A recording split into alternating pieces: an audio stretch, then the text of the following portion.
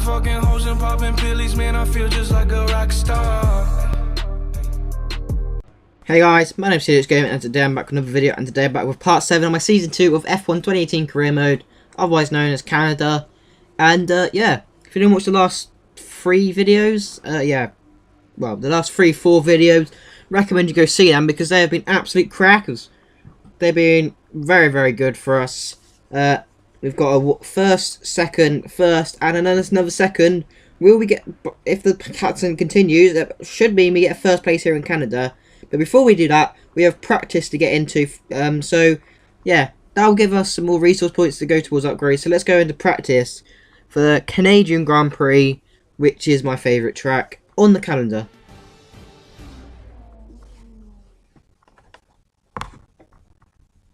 Here we are, live in Montreal at the Circuit Gilles Villeneuve, where the teams are making final preparations before today's practice session gets underway.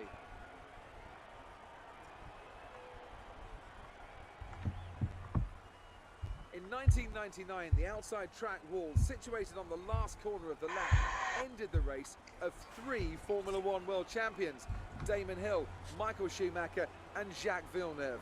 Since then, the wall has come to be known to fans around the world as the infamous Wall of Champions. Turns 13 and 14 are definitely the most demanding corners on the track. A quick chicane section entering at over 180 miles per hour, drivers use plenty of curb and get very close to the wall. But hitting those curbs at the wrong angle can easily put the car offline. You'll see a lot of drivers bail out of committing into turn 13 using the escape road to avoid contact with the wall.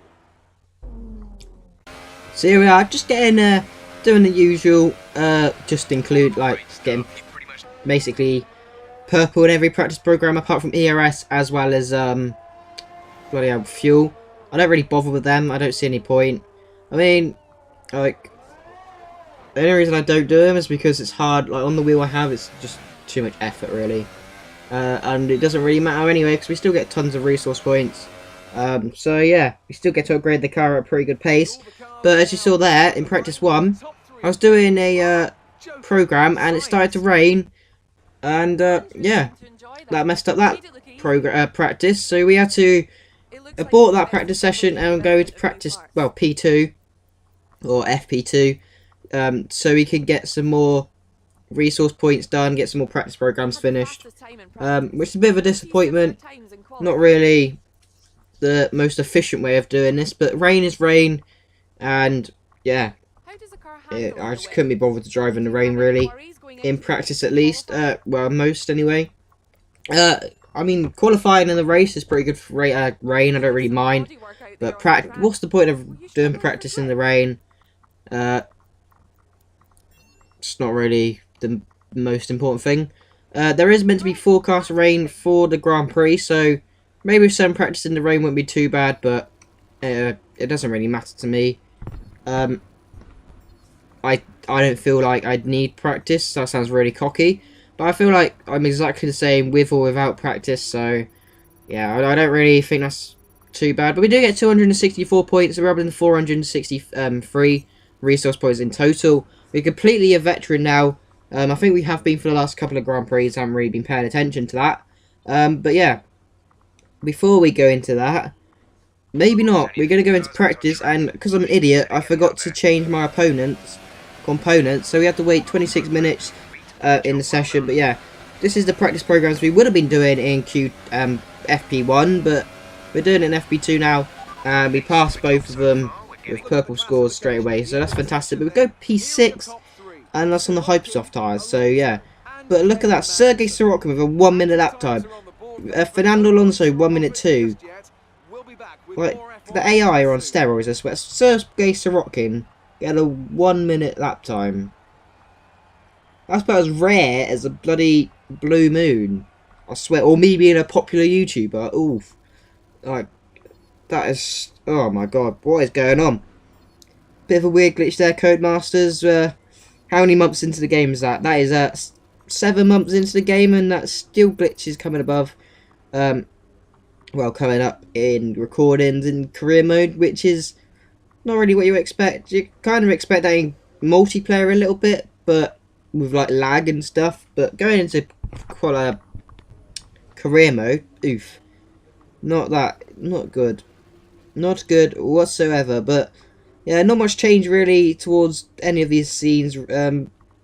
So yeah, we do get 700 resource points. I'm not sure how much an aerodynamic upgrade is. We'll probably have a look in this scene.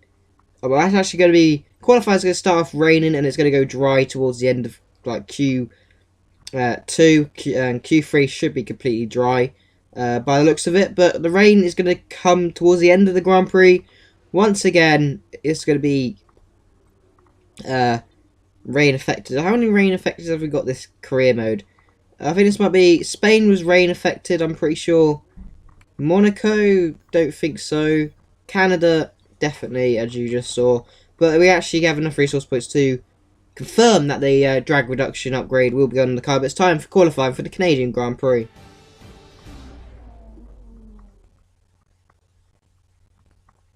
Welcome again then, and we hope you're ready for another fantastic session as the teams prepare to unleash their cars for qualifying at the Canadian Grand Prix.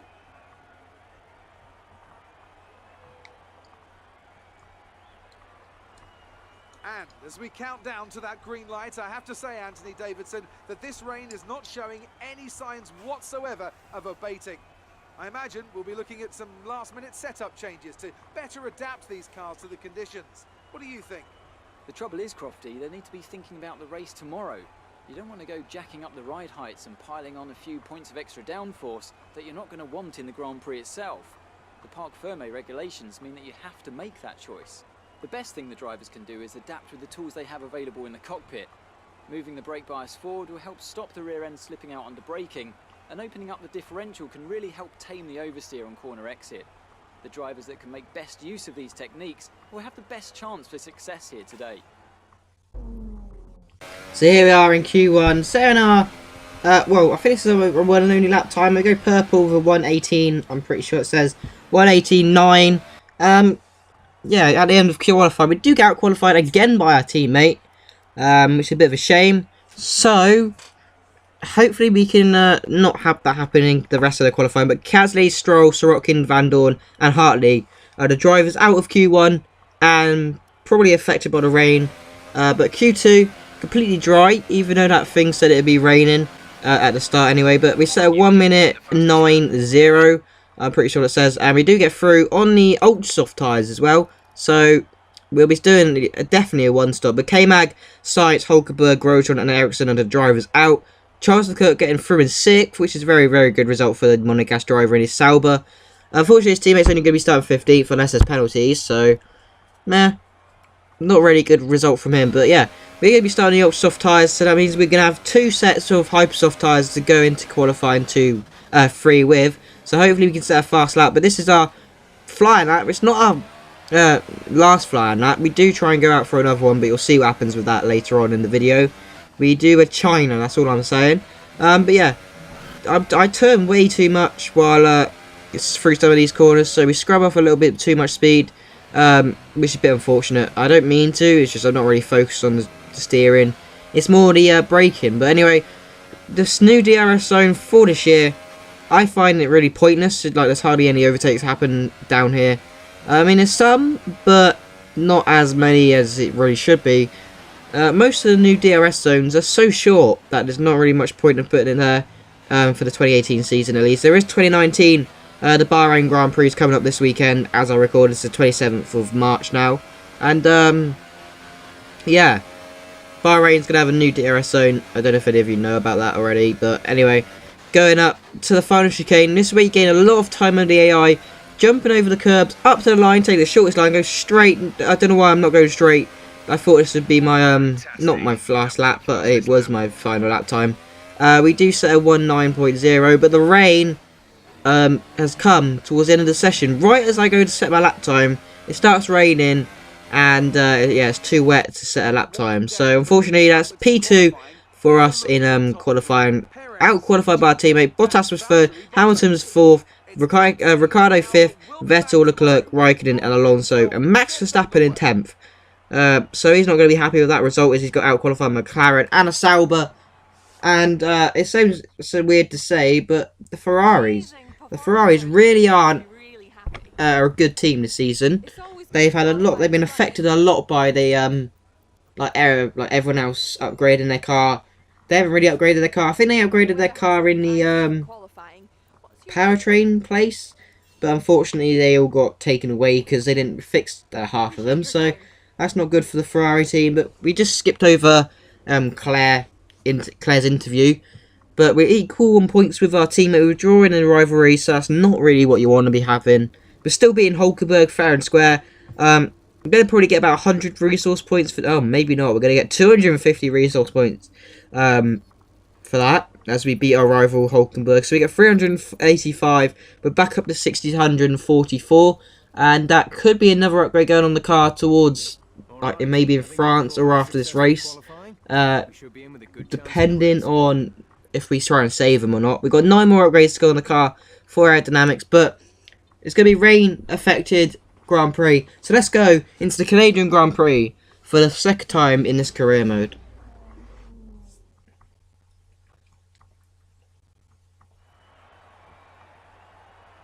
We're back once again beside the St. Lawrence River here in Montreal for the Canadian Grand Prix. The event first moved to a variant of this track back in 1978.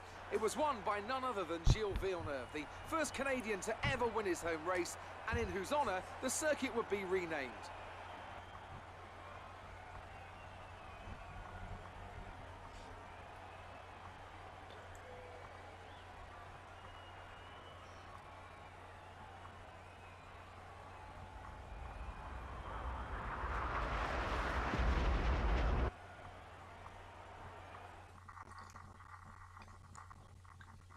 Well then, after an exciting qualifying session yesterday, let's take a look at how the cars line up.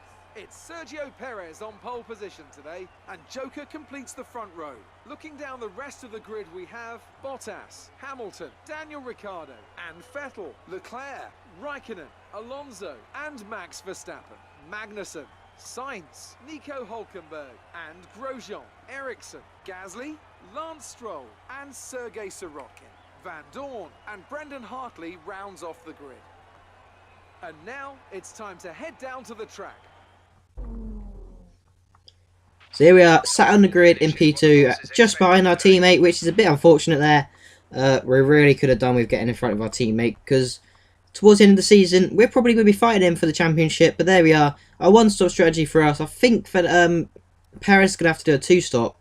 So that's why I went on the old soft tyres to start off with, but it will be the rain affected, so maybe there'll be multiple pit stops at least. There's going to be at least 2 stops from me.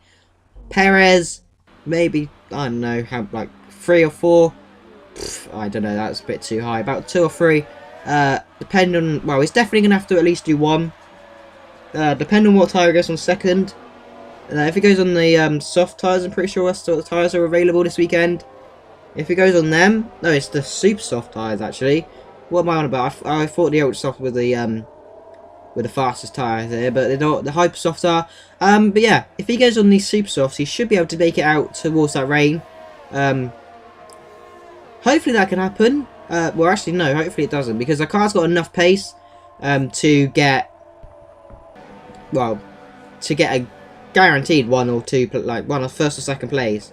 So hopefully he can have as many pit stops as possible. Hopefully he dies and retires from the Grand Prix. But we're lined up on the grid for the Canadian Grand Prix. We have 1, 2, 3, 4, 5 lights for the Canadian Grand Prix. We're still going, but we're lights out, and away we go. We've had an awful start. We've been mugged by the 2 Mercedes. We're getting the Mercedes sandwich. Bottas lunges. I don't have a clue what he's going on there. He's just a maniac through there. He didn't brake, hit my teammate, lost the front end of his car, lost the back end, nearly spun out, corrected, hit the side of me. I was still focused on that, so I hit the side of my teammate. He lets me go through a little bit, and then he comes back on the traction zone towards turn 3, but we still have the inside line for turn 3, and we managed to keep the position. But lap 2, he's looking around the outside into the final chicane. Look at that, we can just, I mean, that was a bit of a corner cut, but we can literally just lunge, like, just hardly go through that. But Max Verstappen, his weekend's getting worse and worse, and he's out of the Canadian Grand Prix. This is brought out a virtual safety car as Carlos Sainz is now out of the Grand Prix a couple of laps later. Yeah, Max Verstappen's not really had the best Grand Prix of his life. In real life, he had got 3rd place here, I'm pretty sure. So that's pretty good for the youngster there. He's still 20, like 21, I'm not sure. But there is Science who's parked against the side of the road. Yeah, a bit unfortunate, but now the rain has fallen. It's fallen on lap 16. As you saw there, we lost the back end a little bit there. And this is our teammate. Is he going to go and jump onto the intermediates very early? No. He's been an absolute retard and going for another set of bloody dry tyres. What? If he lasted 4 laps later, he would have been in a prime position to go on inters, as we're now coming in for our pit stop to go onto the intermediate tyres. But Perez, mate, what is Perez doing? Absolute, like, he did this in Brazil, I'm pretty sure. If he lasted a couple more laps, he would have got a P2 for in Season 1 as well. That's pretty good for Force India in Season 1. I know I won, but yeah, that would have been our first 1-2. But no, we pitted a couple of laps just before the rain, and he bloody got like 5th place, I'm pretty sure. I'm not sure what happened there, but as you saw there, we're losing the back end a couple of laps later. And yeah, lap 23, we just started to get good use to these inters. It's now heavy fucking rain conditions, so it's just getting, it's tsunami in a minute. Perez is already on for the wet, so that must be his 4th or 5th bloody pit stop. AI, mate, they are so, they're so stupid when it comes to strategy sometimes. It's unbelievable, really, but hey ho, we're still in P1, even though we've pitted like so much. But Sebastian Vettel's now getting lapped by us as we lose the back end. Jesus, nearly could have ended our race right there, but through turn 2 we lose the back end on the exit, which is not really what you want. But coming through the final chicane here in Canada, weaving in the rain, very dangerous as we could probably lose the back end or something. We win the Canadian Grand Prix. That is our 3rd win of the season. Fantastic. Me and Perez have both got 3 wins this season. Yeah, as soon as he gets the win, I get a win. It's just how things go. Fantastic result for Force India again. We're just miles ahead of Red Bull, I think, who's 2nd. Yeah, we're just stretching away from them in the constructors, at least. Which is fantastic for that. Hopefully we can win that really soon. So then maybe I can pull my elbows out and try and, if Perez tries to overtake me, have a little bit more robust, make some more robust moves, just so that it's harder for Perez to get more points over me, especially if it's going to be basically fighting for the win if Perez is behind me, because that's how good Force India is now. But yeah, 1-2 for us. Hamilton was the 3rd podium, so that's 2 Brits on the podium as well as a Mexican. But yeah, very strange conditions there. Like, I say strange, but it was basically a normal Canadian Grand Prix, just with a bit of rain mixed in at the end, which is not really what you want. But us with 2 pit stops, bloody the whole AI had 4 pit stops. That's how we won by an absolute postcode. What are you doing, AI?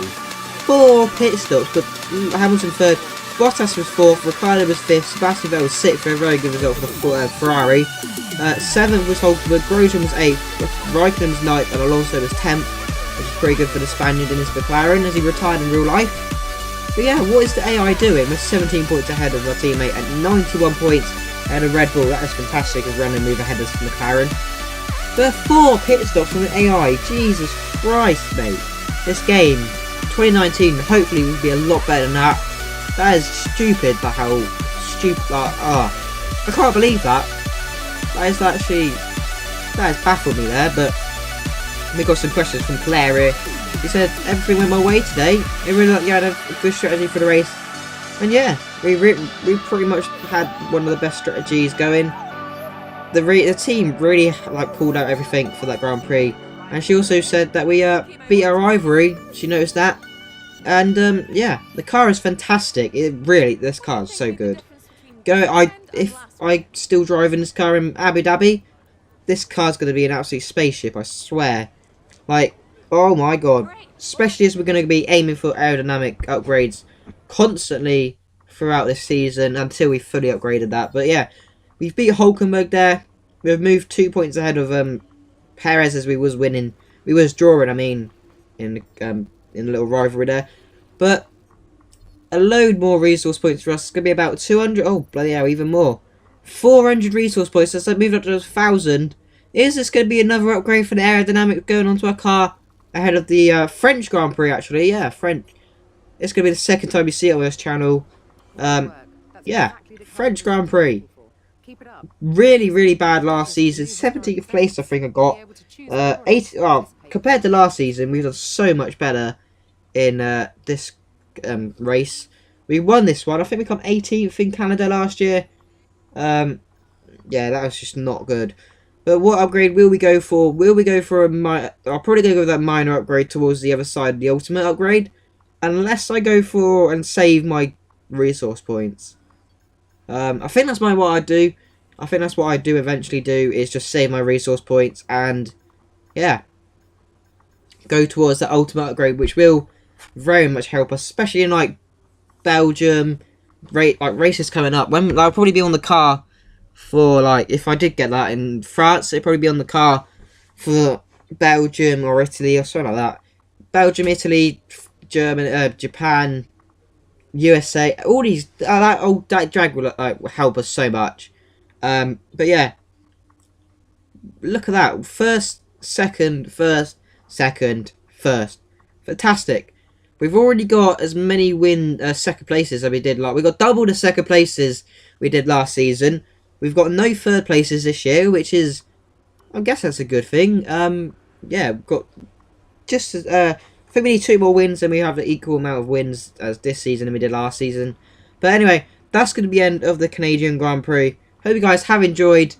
Yeah, we've got France next. Hopefully that's not rain affected, because last time I went around France with rain, it was all god awful. But anyway, I'll be CJGaming, and I'll see you in the next one. Bye.